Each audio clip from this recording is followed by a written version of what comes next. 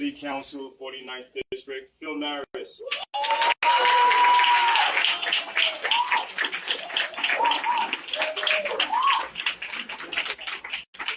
Good evening, everyone. I want to thank the leadership of Staten Democratic Association for hosting this event.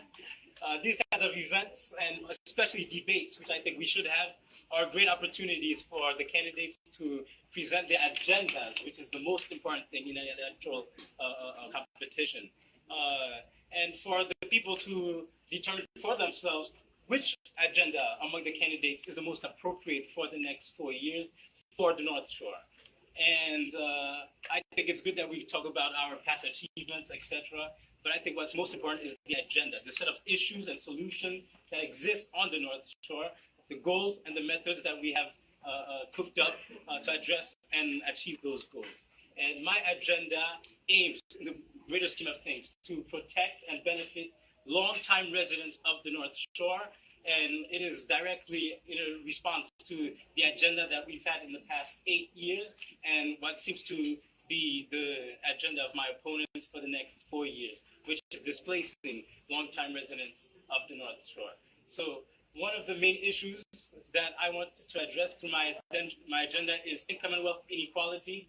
It is not an issue that exists just at the national level. The national level exists right here in New York City and on the North Shore.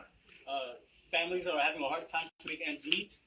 Students are having a hard time to receive their education, and I think what we need to do is to address, the root causes of income and wealth inequality, and that's the unfair taxation systems and unfair wages that do exist on the North Shore, and that will be coming with the new developments that my opponent, Councilwoman Debbie Rose, has allowed through rezoning amendments starting in 2013 and earlier before that.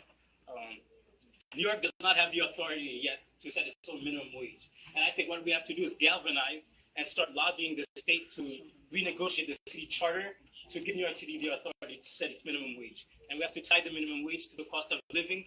That way, as prices go up, workers get a raise. And then we can continue living in our communities on the North Shore and in New York City.